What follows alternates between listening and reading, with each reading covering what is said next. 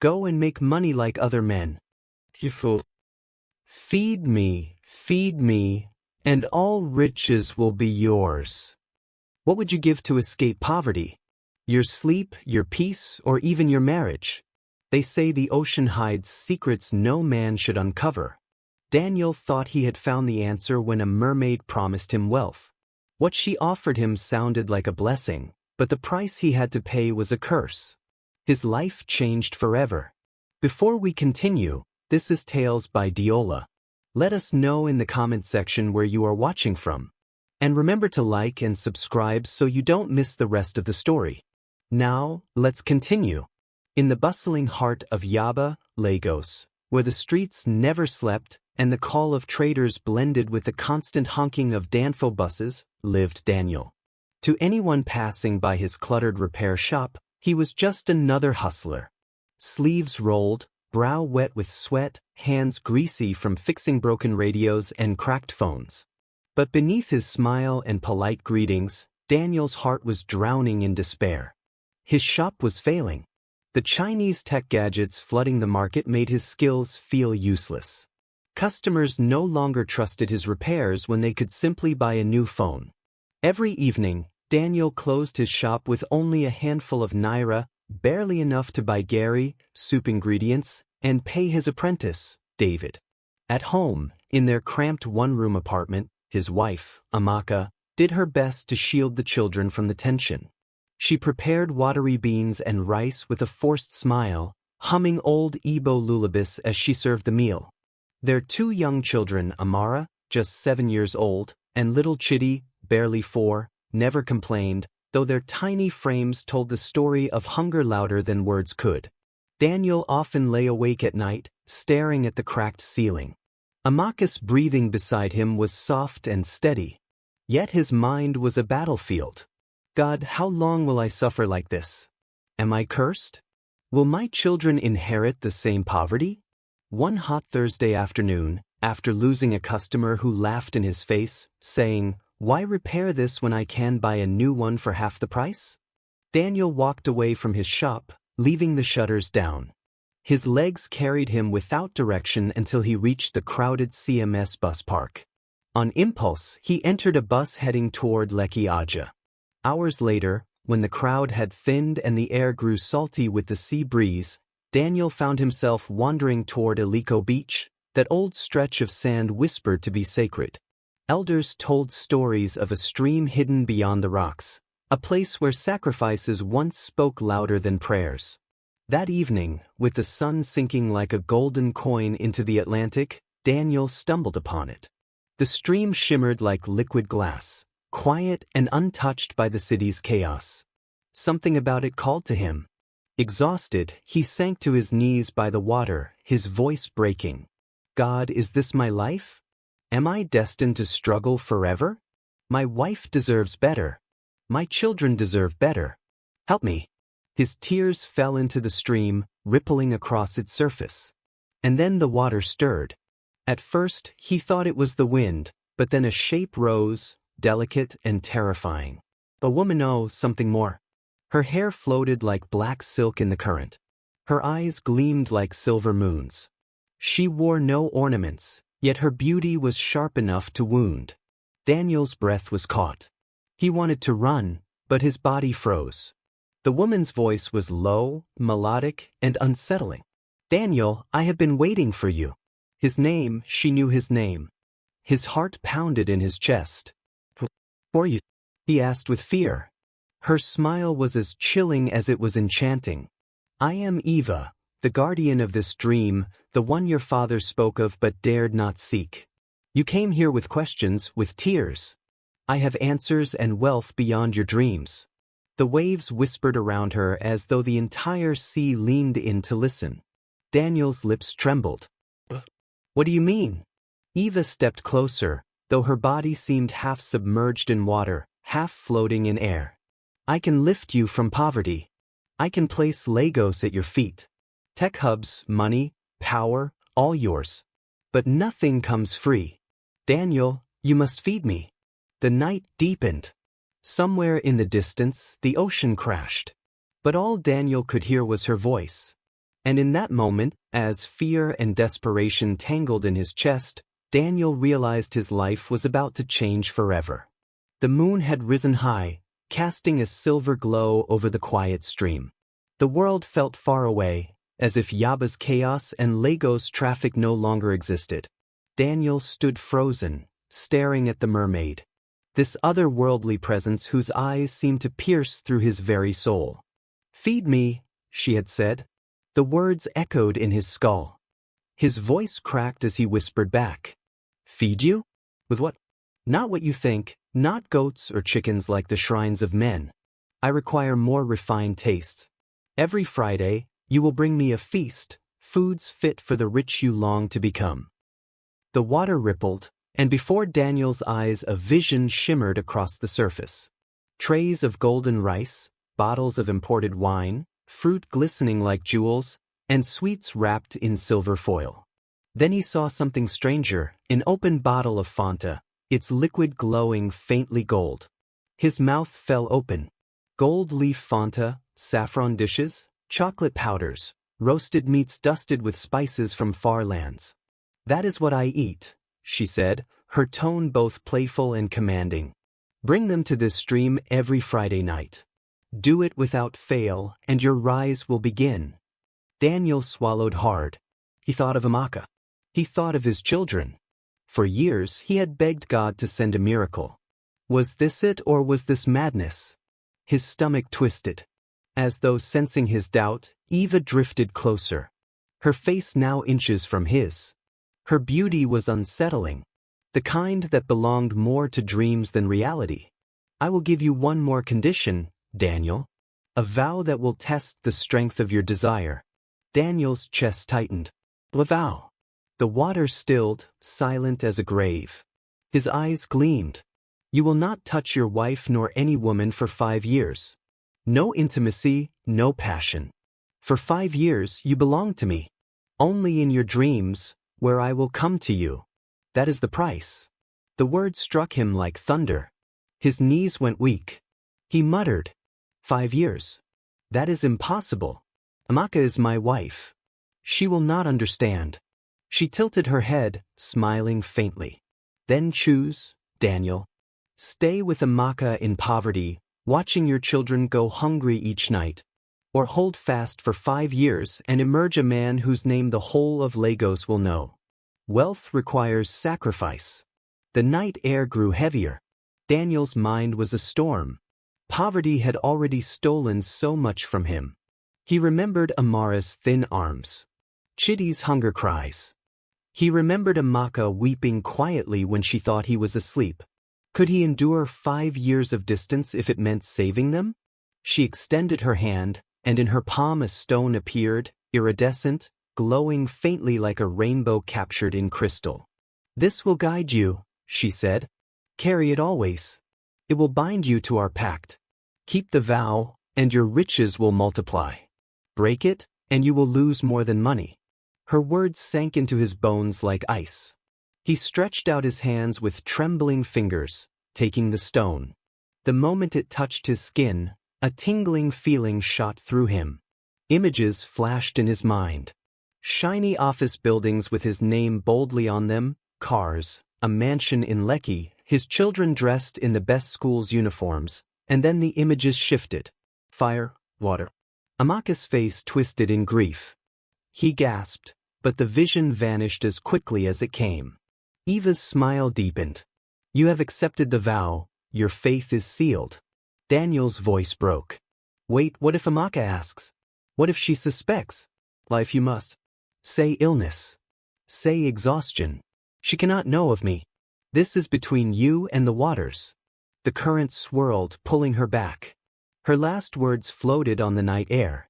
"Remember, Daniel, feed me and keep yourself pure, or everything you love will drown." The stream grew calm again, reflecting only the moonlight. Daniel staggered back, clutching the glowing stone in his fist. His world had just shifted, but whether it was towards salvation or damnation, he could not yet tell.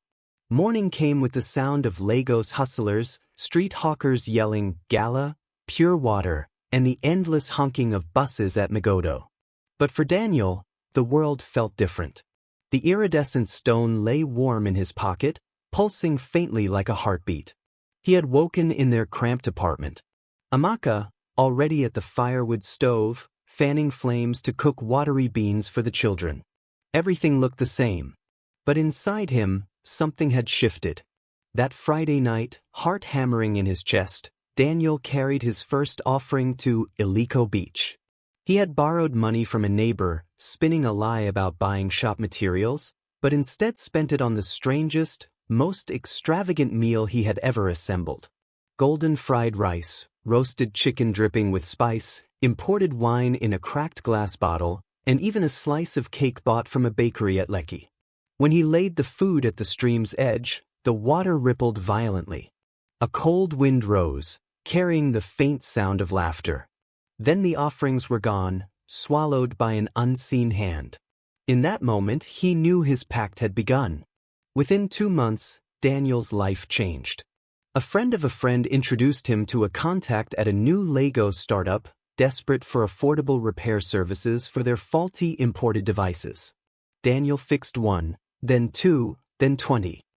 His hands were moving as if guided by a force beyond his own. By the 3rd month, investors came knocking. By the 6th month, TechStream was born. A hub of electronics with branches springing up across Lagos, and the Daniel, once mocked as the man of failed repairs, was now called the tech guru of Lagos. Newspapers carried his face.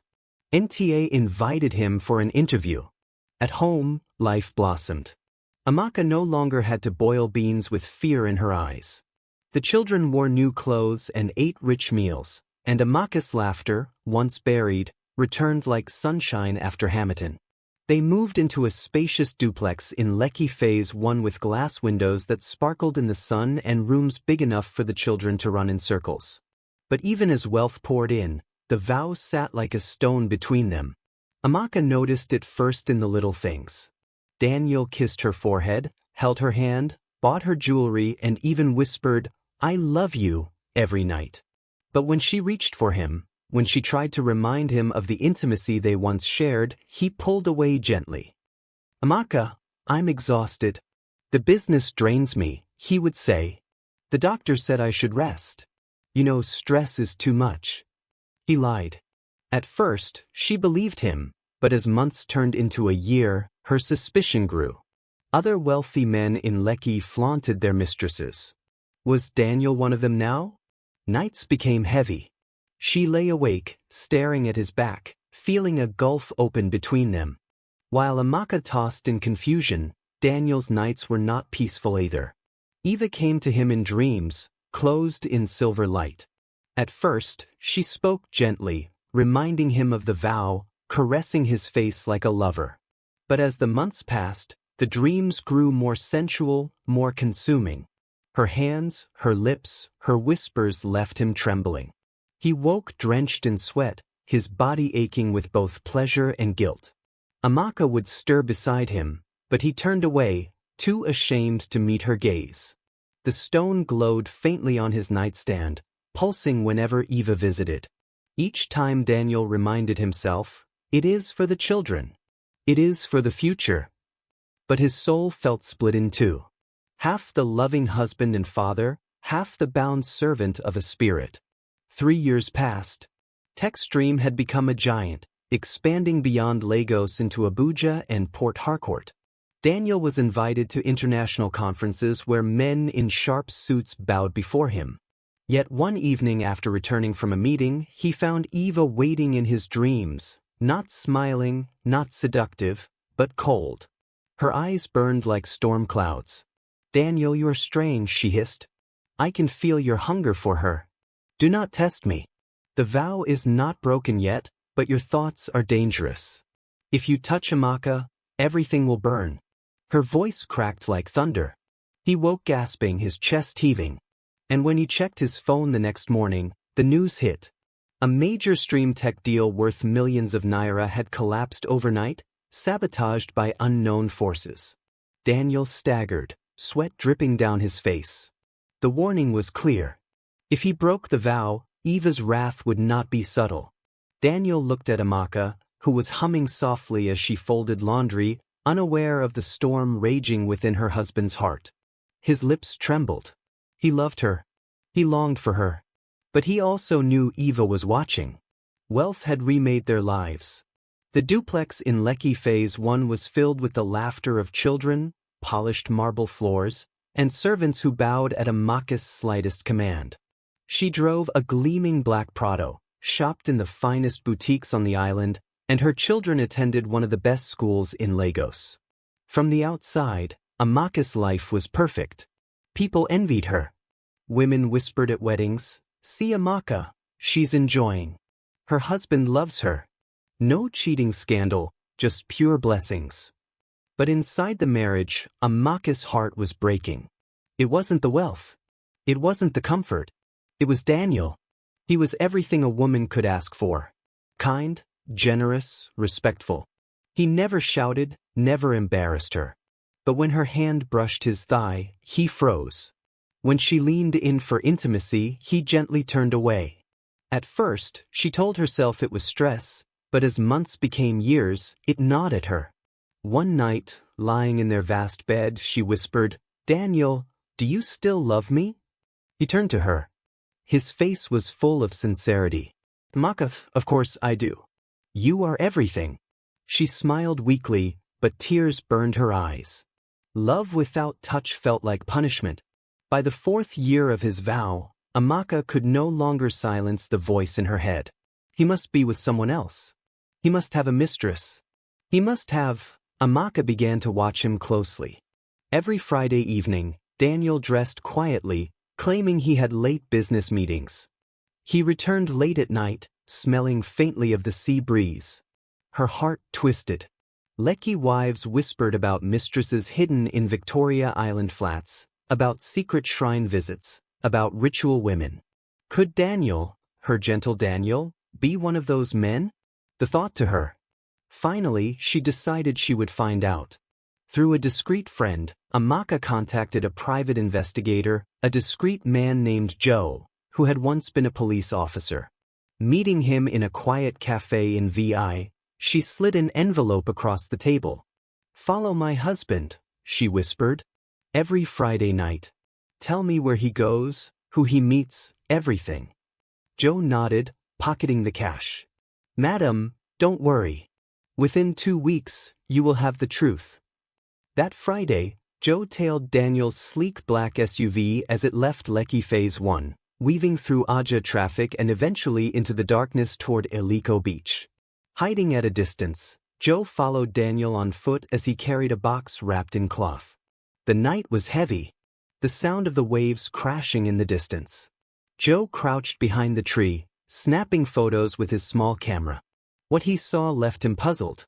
Daniel set down the box at the edge of his stream. He knelt, head bowed, murmuring words he couldn't hear. The box opened. Inside were dishes of exotic food, roasted meats, and bottles of foreign drinks. He arranged them carefully before stepping back. Minutes passed. Then, the strangest thing before Joe's eyes, the food vanished. No hands touched it, no animals came. One moment it was there, the next it was gone. Joe's blood ran cold. He snapped photo after photo, his hands trembling. Then Daniel stood, dusted his kaftan, and walked back toward his car as though nothing strange had happened. Joe didn't wait. He ran. The following week, Joe returned with photos. Amaka sat in her living room, her hands trembling as she flipped through them. Daniel kneeling by the stream. Daniel laying food. Daniel alone, but the food disappearing into thin air. "Madam, there was no wedding happening there, but your husband did something strange. This isn't just an ordinary meeting." Amaka's heart pounded. At first, anger surged. So, it wasn't another woman. Relief mixed with confusion. Then what? Rituals, sacrifices. That night, she confronted Daniel. He had just returned from a business dinner when she cornered him in their bedroom. "Daniel, tell me the truth," she demanded, holding up the photos with shaking hands. "What is this? What are you hiding from me? Who are you serving?" Daniel froze. His face went pale, the stone in his pocket burning like fire. "Amaka, You don't understand. Then make me understand, she cried, tears streaming down her face. For years, Daniel. For years without touching me, without holding me. I thought you were cheating. But this is worse. Tell me the truth, or I will walk out of this house tonight. Daniel's knees buckled. The weight of his vow, the fear of Eva, and the love for his wife all clashed inside him. He fell to the floor, clutching her hands, and the words tumbled out. Amaka, it's not another woman. It's her, the mermaid Eva. She gave me all this. The house, the cars, the business, but the price was you. Amaka staggered back, her hand covering her mouth. For a moment, silence hung like smoke. Then her voice cracked with fury. Do you expect me to believe this? A mermaid? Daniel, do you think I'm a fool? You starved me of love for 4 years, and now you bring me tales of water spirits. Daniel's tears fell. It is the truth. I swear it. She visits me in dreams. If I break the vow, everything will burn. But Amaka only saw betrayal, not protection. To her, it was the most elaborate excuse she had ever heard. And that night, as she turned away from him in bed, Daniel knew the vow was trembling on the edge of breaking. The silence between Daniel and Amaka stretched for weeks like an open wound. She moved through their home as though he were a stranger, speaking only when necessary. When she smiled, it was for the children. When she laughed, it was hollow. At night, she turned her back to him, arms folded, eyes wet with tears. Daniel tried everything. Flowers, jewelry, and late-night talks, but none of it touched the pain in her eyes. His confession had done the opposite of what he hoped. Instead of saving his marriage, it shattered it further. One evening, Amaka broke. They had just returned from a family friend's wedding. Amaka had watched couples dance, watched wives lean into their husbands' arms, watched intimacy flow like wine across the hall. She smiled through it, but the envy cut her soul. When they got home, she shut the bedroom door and turned on Daniel with blazing fury. Daniel, I am your wife, not a stranger you met on the road. For years, Daniel. For years of excuses, lies, and pain. You claim you love me, but touch me like I am cursed. Her voice rose, trembling with rage. What kind of love denies the very thing that binds us? If it is truly a spirit, then what kind of man lets another woman, dream or not, take his place in his marriage bed? Daniel's chest heaved. He tried to reach for her, but Amaka shoved him away. If you cannot love me fully, Daniel, then what am I doing here? The children stirred in the next room, and her voice broke into Daniel. Daniel's heart cracked. He had gone through poverty, humiliation, and even hunger. But this, losing Amaka, watching her slip through his fingers, it was unbearable. That night, as the rain hammered against their windows, Amaka wept openly beside him. Daniel stared at the glowing stone on his nightstand, pulsing faintly with Eva's unseen presence. Her warning echoed in his head. If you touch her, everything will burn.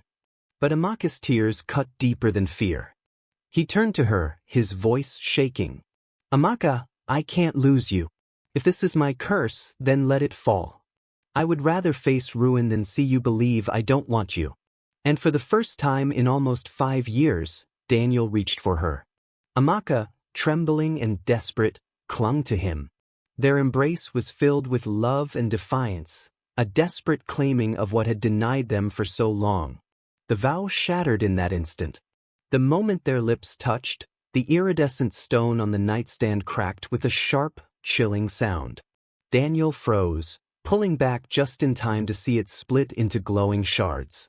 Light spilling across the room like liquid fire. The air grew heavy. A low rumble filled the house as though the ocean itself had risen to their doorstep. Amaka screamed as the walls shuddered. Then came the call. Daniel's phone buzzed violently on the table. With shaking hands, he answered. It was his warehouse manager in one of his branches. His voice was frantic. Oga, fire. The whole Techstream warehouse is burning. We can't stop it.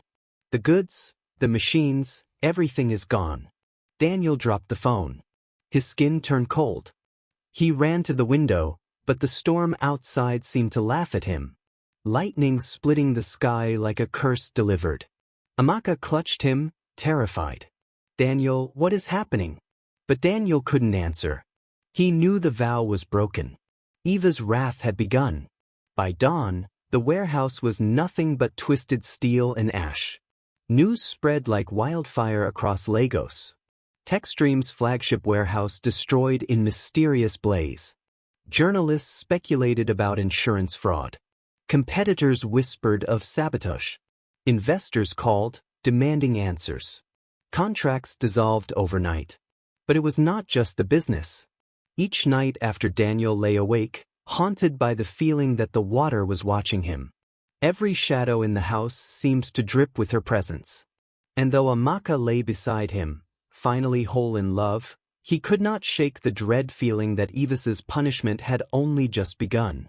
Daniel barely slept after the fire. Each night, the shadows in his mansion seemed alive, the air thick with the scent of smoke. The stone, once his talisman, now lay in shattered pieces on his dresser, lifeless. Amaka tried to comfort him, though her heart still wrestled with disbelief. "Maybe it was just bad luck, Daniel. We can rebuild," she whispered. But Daniel knew better. Eva had promised wealth, but she had also promised ruin. And now ruin was here. It was on a Sunday evening when Eva came. The family had just returned from church. Amaka was singing hymns softly as she cooked stew in their vast kitchen. Daniel sat in the living room, staring blankly at the television. Then the lights flickered. The air turned icy cold. From the reflection in the TV screen, Daniel saw her emerging from the shadows, her hair dripping with unseen water, her silver eyes gleaming with fury. He spun around, but Amaka and the children noticed nothing. They carried on as though nothing had changed. "You broke the vow, Daniel. You touched her. You chose desire over destiny. Now the tide must take its due." Daniel fell to his knees. "Please, Eva, spare me. Take the money, take the cars, take everything but not my family." Her laugh was cold, slicing through him. "Fool, I never wanted your riches. I wanted your loyalty. And now you will taste what betrayal brings." The next morning, panic stroke. The driver arrived home in tears. "Oga, I don't know how it happened. The children, they vanish." We reached the third mainland bridge. I look back. Amara and Chitty. No day again. The man wailed, swearing he had only looked away for a second. Police searched the bridge. Divers combed the waters, but no trace of the children was found. Amaka collapsed, her screams shattering the air. "My children, Daniel, where are they?" But Daniel already knew. His blood ran cold. Eva had taken them. The news of the fire spread further. Contracts dissolved. Accounts froze. Investors fled. The newspapers that once hailed Daniel as a genius now plastered his downfall across their covers. Stream tech billionaire faces mysterious ruin screamed the headlines. Rumors spread.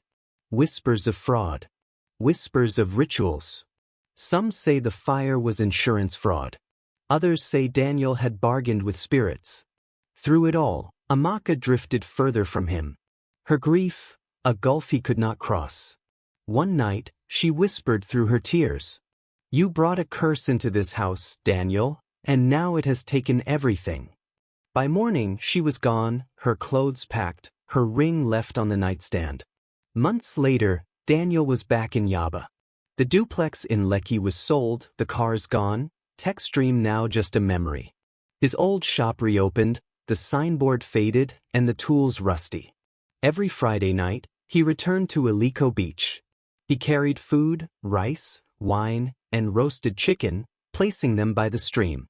But Eva never appeared again. The water remained calm, mocking him with silence. One night as he set down the food, he whispered into the wind, "I kept your vow until love broke me. Was that my sin? Was love my crime?" The waves crashed in reply, cold and indifferent.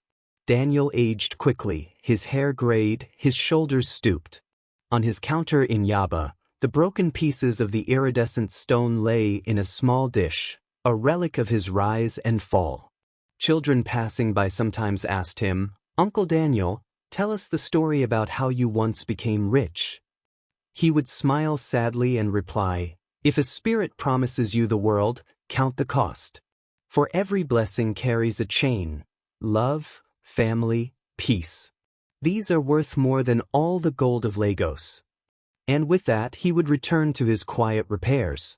A man who had once touched wealth beyond imagination but lost everything that mattered.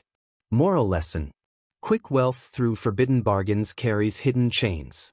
Unchecked desires lead to ruin even when clothed as love. True wealth lies not in riches, but in peace, love, and family. If this story touched you, let us know in the comments and tell us where in the world you're watching from. Don't forget to subscribe to this channel for more emotional, dramatic, and unforgettable stories. Until next time, stay kind, stay strong, and keep watching.